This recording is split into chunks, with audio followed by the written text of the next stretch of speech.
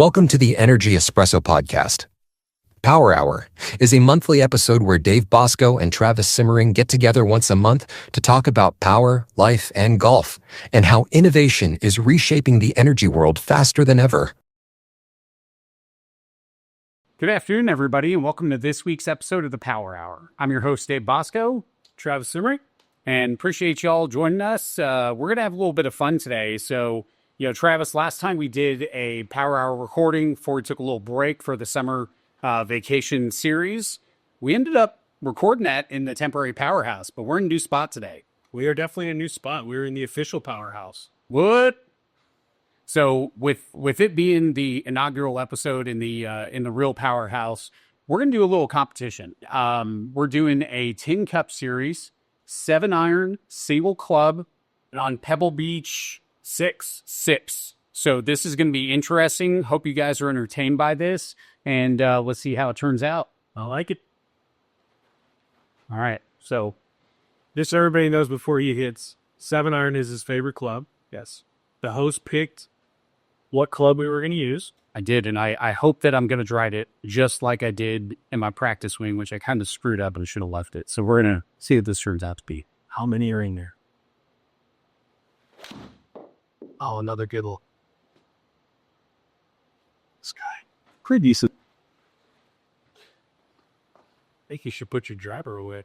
I definitely should put my driver away. 215 with the 7-iron. That's not bad. You're not going to see that here. It's warming up. Now hit from the other side just so Dan has a shot.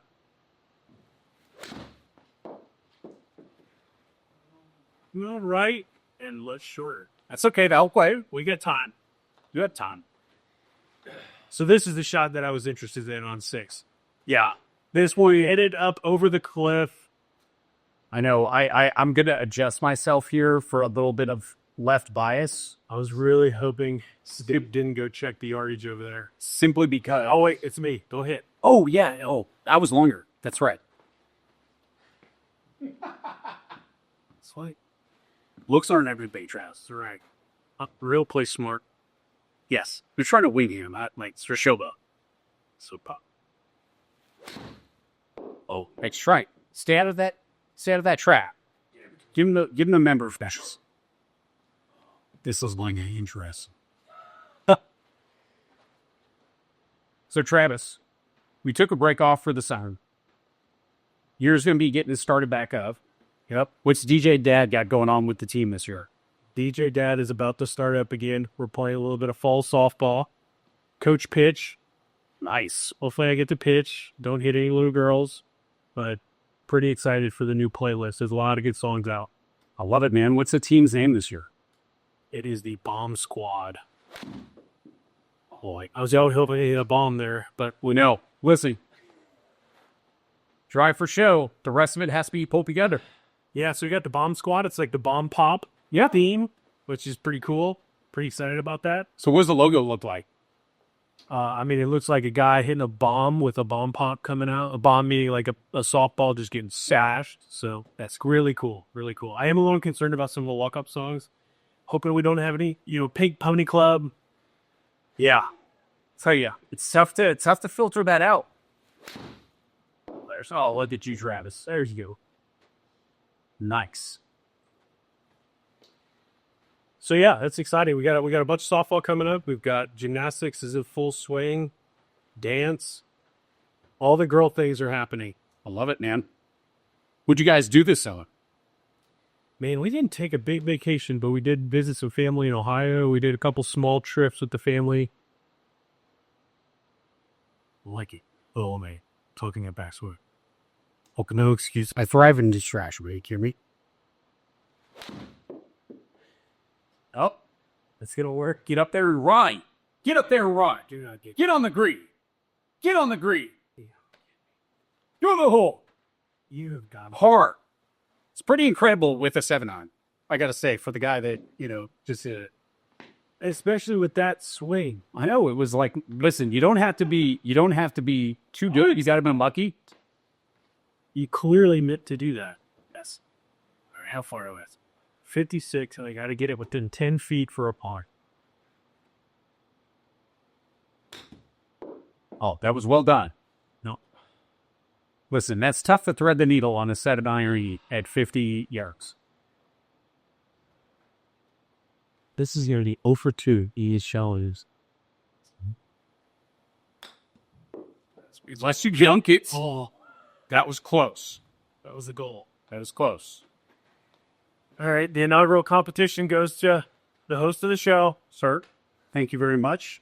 I got to make it clear, folks. This is not the normal scenario. I am like dog water, typically, compared to Travis when it comes to swinging golf clubs. But put me on camera, you give me a little bit of an audience, and that's where I end up shot. The competitions, the twists. He's gotten me twice now. So It's all right. We hope you guys are enjoying this part of the series and love your feedback.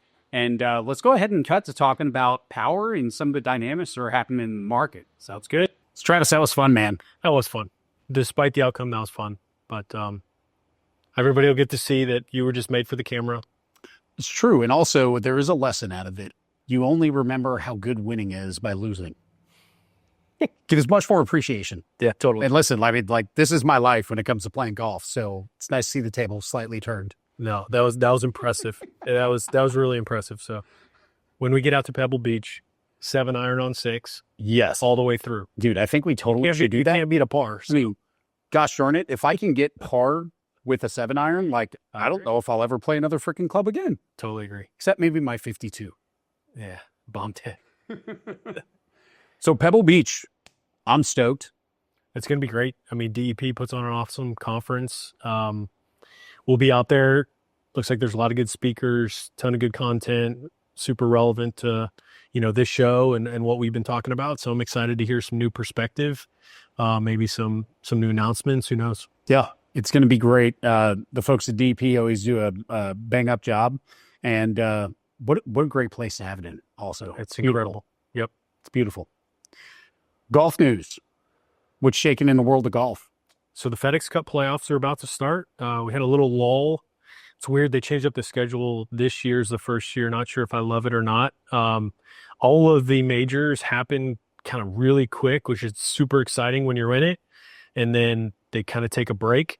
And now you're back to the FedEx Cup playoffs, which is exciting because, $40 million purse is on the line, which is cool. And this year, everybody that makes it to the final FedEx Cup playoff tournament has an opportunity to win the $10 million without any strokes given to the leader. So you start on an even playing field, which I think is pretty awesome. Yeah. So that guy that's really 30th coming scrappy in, at that point. absolutely. That guy that's 30th coming in with an opportunity to win $30 million or $10 million.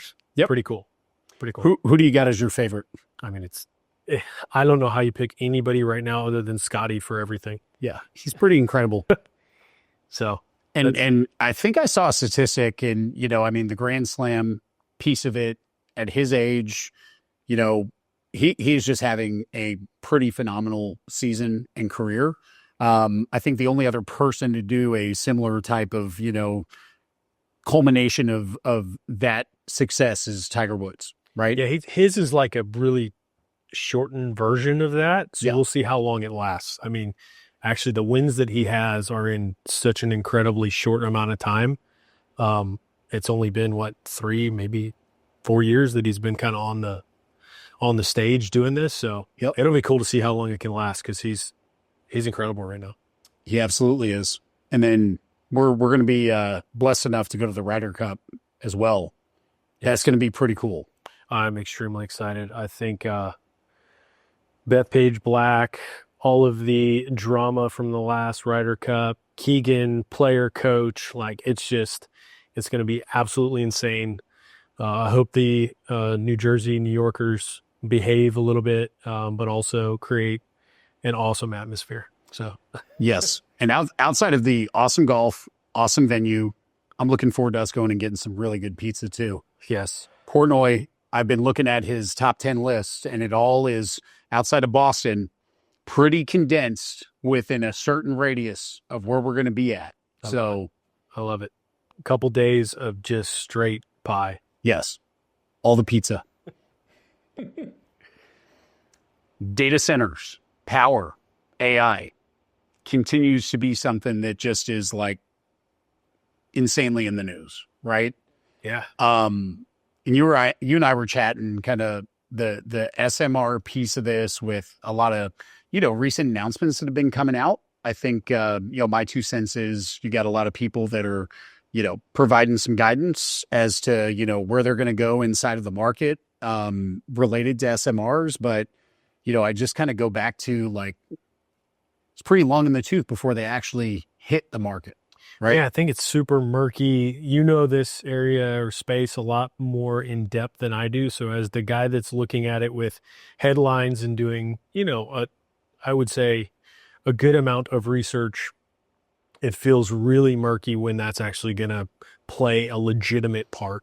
Yeah. Because you look at some articles that say maybe 2028, others say no chance it's earlier than 2030.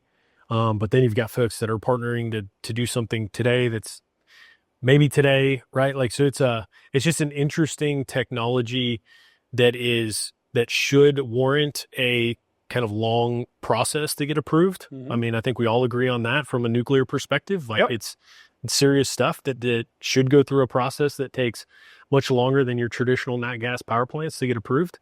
And with the amount of nuclear reactors we would be putting out there, I think that's something that's going to have to get looked at in more depth, as you look at how many companies are projecting the amount of plants that will be out there. It was a lot different when you have these large nukes, throughout the U.S. that are obviously heavily regulated, which makes sense. But now to be able to allow those folks to go put those power plants in the kind of distributed fashion that they're talking about is, I think it's great. I think it's good technology advancement. I just think it's going to take time. Yeah.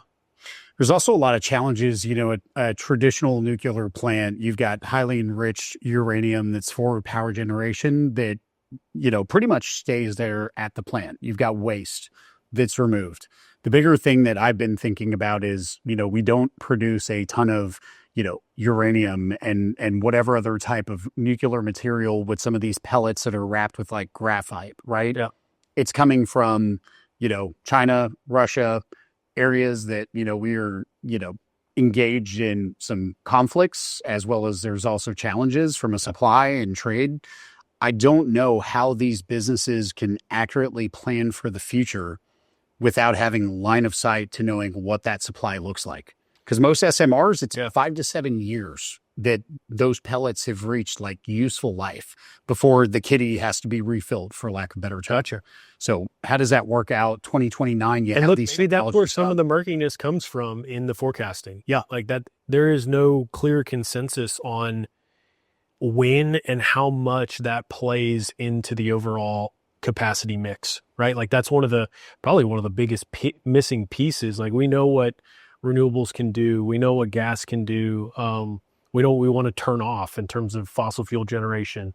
But what is going to fill the gap feels like nuclear. Mm-hmm. But I think what's actually available to fill that gap or void in the supply-demand imbalance there is still unclear. Yep. So I think it'll be interesting to see, some real tangible projects start taking shape, and how those get off the ground, in the timelines that have been talked about, right? Because there's a couple projects that have some DOE backing that, should be able to get moving to see how quickly that can actually happen. And I think that helps us a lot to, better forecast what does the rest of the mix look like, right? Yep. It's pretty clear, though, for the foreseeable future, natural gas is going to make up the gap, which we got plenty of it. Commodities cheap today, unfortunately, depending on which way you look at it, right? It's down there, but I think the overall fundamentals are still really, really positive for natural gas. No, I mean, look, we probably sound like a broken record on here around natural gas, but the reality is the market will take as much as the OEMs can deliver in terms of generation around natural gas. I think that's the bottom line end of story. When you look at how will natural gas play, it's how much can be produced in terms of the large equipment. That's how much it will fill into the overall generation mix. Yeah. And sounding like a broken record, I can appreciate that. But I think like with us being on the front line, as folks that are, in the power business, right? Can understand some of the challenges related to equipment, the resources that go into it. Like, it's healthy to deliver people facts and go, Sure. Look, you can stick your head in the sand and, pray that there's just going to magically be a technology that's going to make it all be super, super clean and, all these other benefits that are going to come with, nuclear, which I think are very, very positive from a global perspective. But there is a reality attached to that. And I think the market needs to hear that because, people should have high conviction in electricity, but they should also be guided in the right direction as to what is going to math out and be touchable to consumers and businesses today, right? Yeah, no, I mean, the real tangible value that can deliver, like I said, still is, I think, yet to be confirmed. And so we'll see how soon and how much those folks can deliver. But the gigawatts are out there. I mean, the headlines we're seeing, AEP, something like 24 gigawatts of growth through 2030. The headlines just keep coming at even larger numbers than previously. I mean, the amount of 3 gigawatt and north projects that have been announced is just astonishing. And most of those are going to be heavily gas, probably some mixture of renewables in there, which no issue with that at all. I think makes a sense, right? Like, get as much of that as you can. It's got to be a mix. And that allows for some opportunity for SMR to sneak in there at some point and take away some of that other capacity. So on the future kind of murky technologies, I was interested to see that Microsoft made an announcement this week. Not too many firm details, kind of, again, headline data, 2029-ish, a fusion reactor power plant that they were going to power data centers and AI with. Wow. And so, I mean, like, I was not aware that, we had tappable fusion technology that was available today. There wasn't a ton of clear information. So please forgive the lack of facts in this, but it's just like, do your own research. Yeah. Do your own research by all means, but still headline data, right? Yeah. Buzzwords. Yeah, that's interesting. Fusion. I mean, I think we're still trying to figure out fusion, if I'm not mistaken. Yeah. Fusion, all I can think about is the flux capacitor when you say fusion. Yeah. And in 0.21 I'm gigawatts. sure it's more realistic than that, but maybe only slightly at this point. But again, 2029 is probably scratching the surface of maybe possibly potentially seeing that come to light. So there's just quite the gap, right? It's cool to see all the technology coming out. We'll definitely be following what's going on with fusion and other types of technologies that develop. Geothermal has kind of taken a back seat, I think, which is kind of interesting. There's so much talk about it. Probably 6, 8, 10 months ago. Yep. And now with the, I think, acceptance of natural gas, folks are kind of like, well, geothermal's great. It's opportunistic in most cases, but can be a really cool technology and make a lot of sense in certain projects. But everybody's just gone, foot to the pedal on gas to get to their projects in the near term, because it's just a better kind of suitable for all types of applications. Yep. Speed and sequence and repeatability. It's important. Sure. You can't custom build everything every time. You lose a ton of efficiencies and just that ability to get to market quickly. So it's going to be really cool to see. I love this market because it just changes all the time. The forecasts, even if we had an accurate crystal ball, I think that would be wrong. Yeah. Oh, for sure. I mean, every single one of we've said this before, every forecast that comes out, the second it gets printed, it's wrong. And I think all you're seeing is that everything that's being developed consumes more power. And we've said this in a number of different ways, whether it's the actual chip that consumes the power when it's installed, or it's the facility that's built to, actually manufacture the chip, right? All takes a lot of power. So these things are just compounding at an alarming rate, which I think everybody knows. But I think the takeaway for me there is that there's just going to be more, and we're all going to be chasing it for a long time. Yep. Be ready for high electricity prices. It's going to continue to come. Yeah, that's the scariest part of all this, right? You've got all of these large consumers that just want to be on the grid. No issue with that. If I can plug into the wall and the grid's there, I do the same thing. I think what that's going to do, though, is take a toll on us in general in the U.S. I think you've heard several folks come out and publicly talk about the risk in not having enough behind-the-meter generation. Yep. Behind-the-meter generation can be extremely competitive, especially with the price of natural gas and the amount of gas we have in the U.S. So continuing to load up the grid, which just loads up additional cost in their pipeline, is going to eventually show up in all of our bills to the tune of, you're hearing people talk about doubling and tripling of electricity prices, which I've heard you talk about has happened in Europe. Yep. Right. And so I think it's a different playbook because that was more driven by renewables than it was what's happening here in terms of the significant demand growth. But we just have such an opportunity to keep the cost at least somewhat at bay by using other sources of affordable, cost-effective power. Yep. Right. So Yep. I'm hopeful that some of these large data centers will, not force their way into these, large cities and take load away from the consumer that ultimately is just going to cost all of us more. Yeah. The one sucker of it all is those checkbooks and, checks they can stroke. It gets people excited, and we're going to see. I think the other interesting thing that we heard announcement wise, and, folks, today it is August 7th. Caterpillar made an announcement on a pretty large deal where they sold close to, it's 1.1 gigawatts worth of power going into Utah for a data center. Yep. Island mode installation using recip engines. And, we've had some good discussions about this, right? But, what's your thoughts on that approach? And, I've got some kind of ideas and I would say feelings and opinions about maybe reasons they approach that. But what are you thinking with that announcement? Yeah, I thought that's a lot of power for, they announced that it was the, 2.5 megawatt reciprocating engine, which, we have in our fleet. Mm-hmm. Would have never thought about putting that many on a single site. And I guess it doesn't necessarily say that it's going to be, 1.1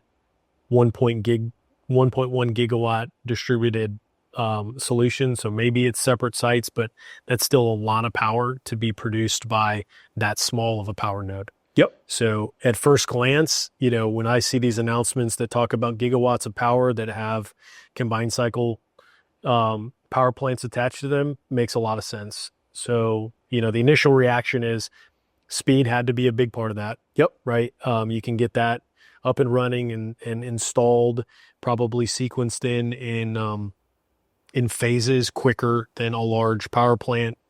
We've talked about maybe the elevation played a part in using recips versus a turbine. As we know well, turbines are afraid of heights. So, that Utah would not be a great place to run gas turbines, no doubt. Yeah. So I think some of those pieces fell into place, but I just felt like there was maybe some other larger block solutions that could have worked for that, but you never know what their real, what the value was that they saw in that product. So yeah, and I would imagine to that point, like, look, larger block solutions definitely would be easier.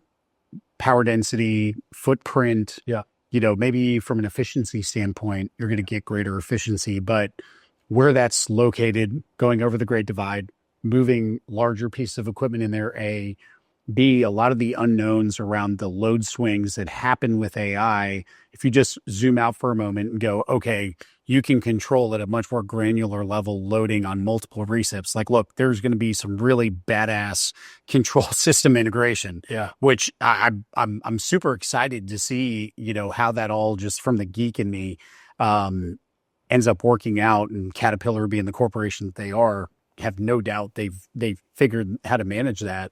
But one side of me goes like, okay, everybody's talking about these load swings, the ability to very quickly turn off, turn on generation, manage that kind of feather of efficiency versus, power density from a site footprint. Look, if they got, land for days and they got high altitude, They're trying to mitigate some risk on the load swing side of it. I think it's a pretty interesting approach. And with the engine specifically that they've picked, efficiency is important in data centers, right? Because energy in versus energy out.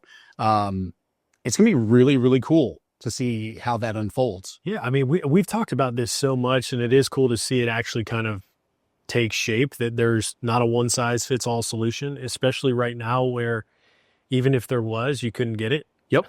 Even if you wanted to buy it, you couldn't. Yep. So I think what you're seeing is people just be creative to get to market, which I just was shocked at the actual power density that they were looking at, at that site with that unit. But I am more than confident that between Caterpillar and the folks behind it, they'll figure it out. And there's probably some really good reasons that they went that path. Yep. The bigger piece that I think everybody is going to be saying is like, okay, now large turbines, medium-sized, small turbines are out there. The tail is getting really, really long on deliveries.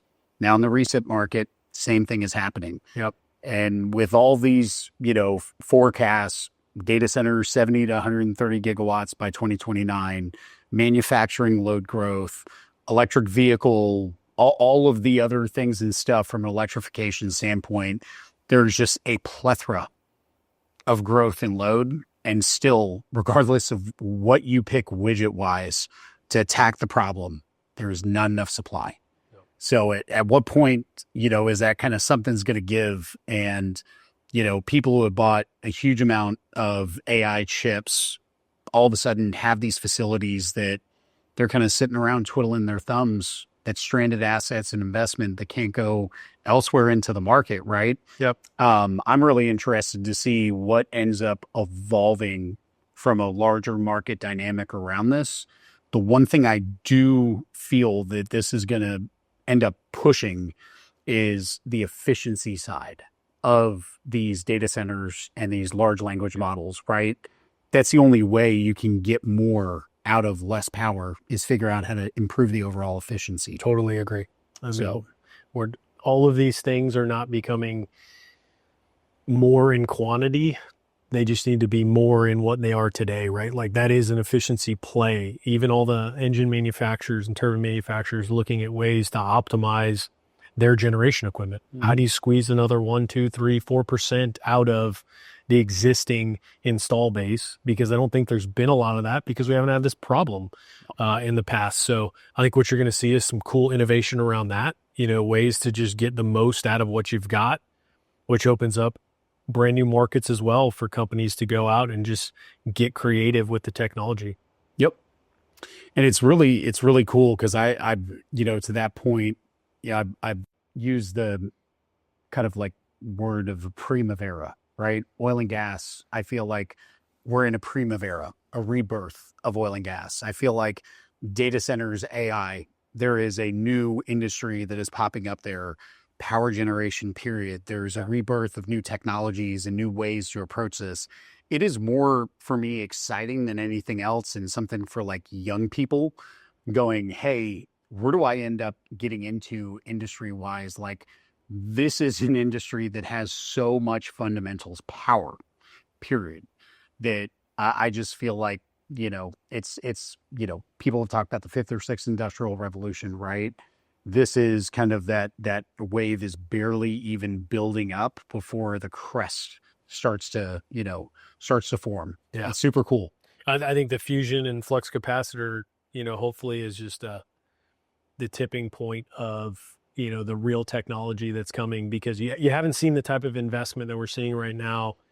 It's like the first wave that comes in is investment to buy more of the same, right? Yep. Just get their speed to market. We need more. And now it's like, okay, now that you've hit this wall of all of it's consumed, to your point, efficiency, new tech, that's where the investment will go next. Yep. Is if we can't get more of that, how do we do something different, better, that makes that maybe even obsolete, right? Like, so that's what's really interesting is, will there be some level of destruction around some of these technologies that can't keep up with the next phase of this, right? Yep. Which I think efficiency matters there. So looking at these large power plants and making sure that they're, efficient in their own right to be able to compete long term will be important. May not be for 5 years, but it will be important eventually. Next option is people stacked up on Pelotons or on hamster wheels. I've heard it a lot, and I really hope we're not getting there anytime soon. Well, folks, we hope you're enjoying, this content and these topics, something that Travis and I are obviously passionate about. I think that, we love your comments, love your feedback. You're interested in having an exchange with us, and you're an expert or somebody has a differing opinion. Love to have you on the Power Hour so that we can get different views as it applies to these topics that are very much so in vogue right now. Yeah, we've had a couple folks reach out already, and I think it'll be cool to bring somebody in and get their perspective based on what technology, they're familiar with, so that we can learn more about it. Maybe pick apart some of what they're doing and where the market's going. I think that's just fun. But yeah, for now, I'm going to go probably hit 7 irons for the next, hour. So that never happens again. But we're going to come up with another competition that you can win. He did pick the 7 iron. I think I forgot to say that at the beginning. So why do we pick a 7 iron? Well, that's my favorite club. Okay, fair. And you hit it 215 off the tee. So yeah, it makes sense. And on that note, we appreciate y'all joining the Power Hour, and be sure to like, subscribe, and follow the Energy Espresso Podcast, the Power Hour Podcast. And Travis, always enjoy it, man. Yeah, thank you. Appreciate it. Later, folks.